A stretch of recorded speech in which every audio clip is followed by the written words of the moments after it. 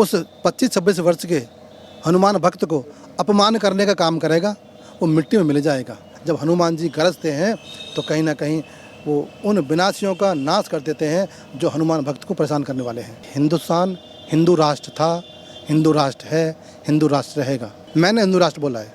क्या आपत्ति है हिंदू राष्ट्र? क्या मुसीबत है उन लोगों को? क्या हिंदुस्तान को हिंदू राष्ट्र नहीं कर सकते?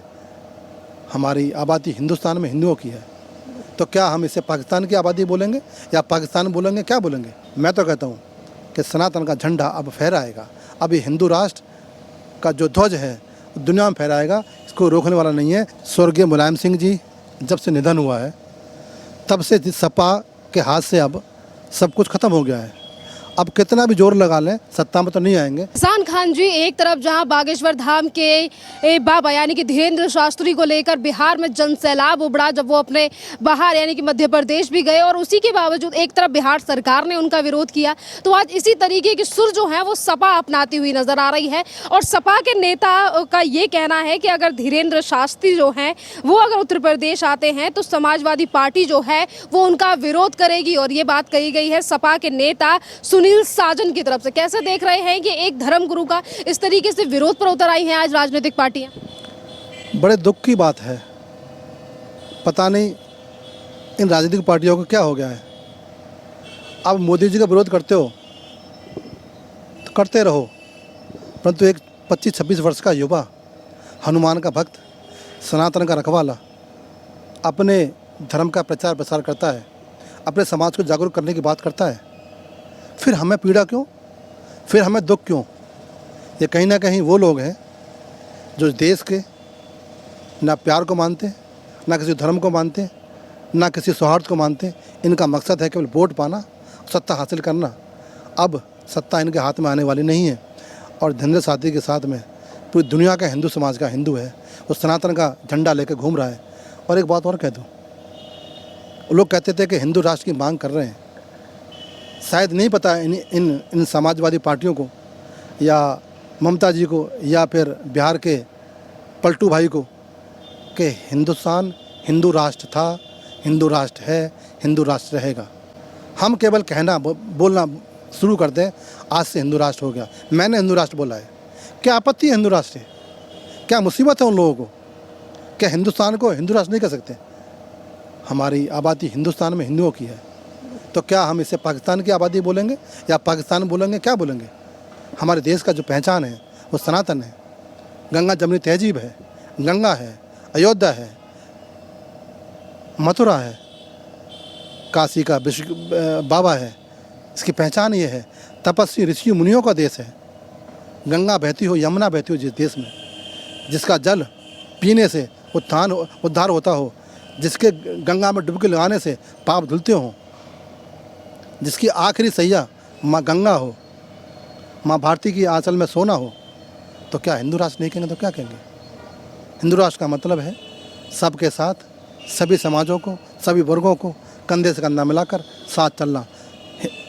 हिंदू राष्ट्र का मतलब है सागर, सागर में सभी तरह के प्रवृत्ति के जीव जंतु पाए जाते हैं। ऐसे ही सनातन का जो एक नाम है हिंदू राष्ट्र, वो भी उसके अंदर भी सभी जाति के लोग, सभी धर्म के लोग, सभी मत पंथ के लोग पाए जाएंगे।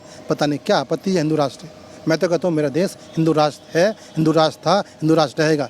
कोई नहीं बदल सकता। और विपक्षी पार्टियाँ आप राजनीति करो, आप मोदी जी को गाली दो, आप किसी और को गाली दो, परंतु हिंदू समाज के युवाओं को जो हिंदुस्तान में सनातन का झंडा लेकर, माँ भारती का झंडा लेकर, भगवा लेकर अपना जीवन इस राष्ट्र के लिए, इस समाज के लिए, इस समाज को जागरूक करने के लिए, समाज को उत्थान करने के लिए लगा रहे हैं, उनका विरोध मत करो। उनके साथ कंधे से कंधा मिलाकर उनके साथ हिंदू राष्ट्र में बनाने की योगदान निभाओ। परंतु मजबूरी है उन लोगों की, क्योंकि अब उनकी दुकानदारी बंद हो गई है और कुछ काम कर नहीं सकते। तो हिंदुओं को बदनाम करो, सनातन को बदनाम करो और अपनी एक वोट पाकर मलाई खाओ, ये काम रह गया। फिर क्या कहेंगे सर इस पूरी बौखलाहट को जो समाजवादी पार्टी के नेता की सामने आ रही है, जो खुद तुष्टीकरण की राजनीति करते हैं, वो आज एक इस तरीके से धीरेन्द्र शास्त्री यानी कि बागेश्वर धाम को लेकर इस तरीके की बयानबाजी दे रहे हैं? स्वर्गीय मुलायम सिंह जी जब से निधन हुआ है तब से सपा के हाथ से अब सब कुछ खत्म हो गया है। अब कितना भी जोर लगा लें सत्ता में तो नहीं आएंगे, परंतु वो गंदी राजनीति, छोटी राजनीति, धर्म को बदनाम करने की राजनीति कर रहे हैं। और किसको खुश करने के लिए कर रहे हैं ये सब जानते हैं आप। ना करें खुश करने के लिए, आप राष्ट्र सेवा करें, आप धर्म सेवा करें, आप समाज सेवा करें, जनता जुड़ जाएगी आपसे। आप किसी खुश करने के लिए हिंदू धर्म के लोगों का, हिंदू साधुओं का, हिंदू संस्कृति का अपमान ना करें। मंदिर को रोकने वाले ये, मंदिर कार सब गोली चलाने वाले ये, और आज हिंदू युवा का जो हनुमान का भक्त है उसका विरोध करेंगे तो कहीं ना कहीं दुख का विषय है। और मैं ऐसे लोगों की निंदा करता हूँ। मैं तो कहता हूँ कि सनातन का झंडा अब फहराएगा।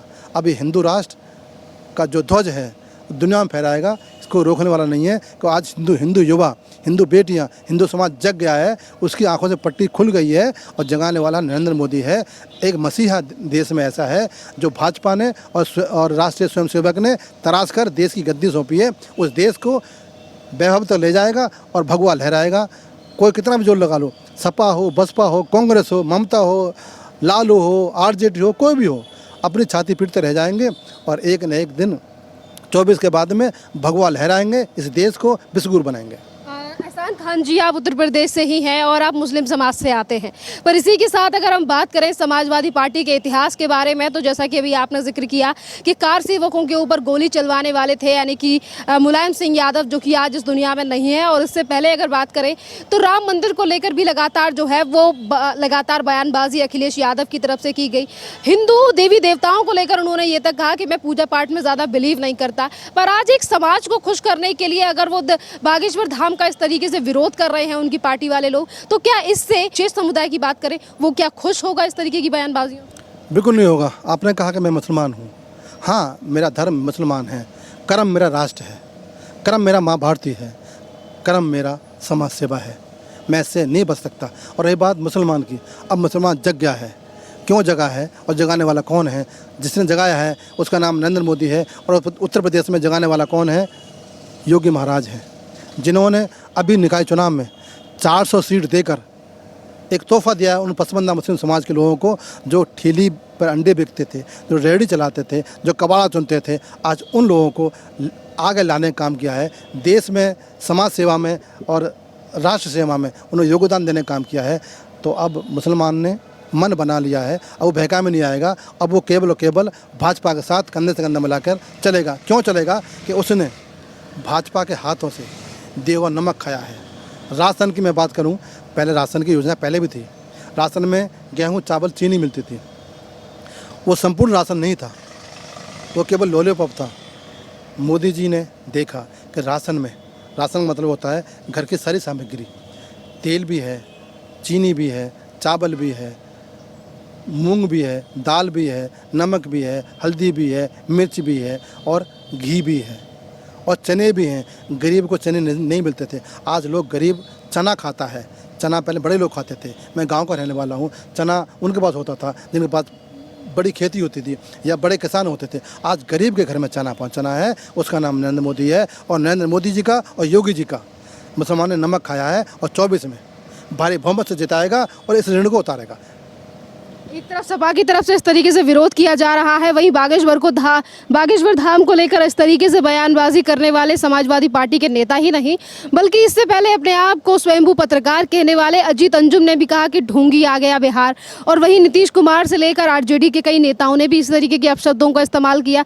जनता प्यार दिखा रही है, राजनीतिक पार्टियां सिर्फ एक धर्म को लेकर राजनीति कर रही हैं चुनाव जीतने की। जो एक हिंदू समाज, जो सनातन समाज के युवाओं को, उस 25-26 वर्ष के हनुमान भक्त को अपमान करने का काम करेगा, वो मिट्टी में मिल जाएगा। ये सत्य है कि जब धर्म के ऊपर जिसने उंगली उठाई है, जिसने अपमान करने का काम कर रहा है, वो स्वयं मिट जाएंगे। और ये ऐसी पार्टियां अब मिटने वाली हैं, क्योंकि उन्होंने सनातन धर्म के अन्यायी का, सनातन धर्म के रक्षक का, सनातन धर्म के ध्वज भाग का अपमान किया है। तो इनको सजा मिलने वाली है। और हनुमान भक्त है वो, जब हनुमान जी गरजते हैं तो कहीं ना कहीं वो उन विनाशियों का नाश कर देते हैं जो हनुमान भक्त को परेशान करने वाले हैं।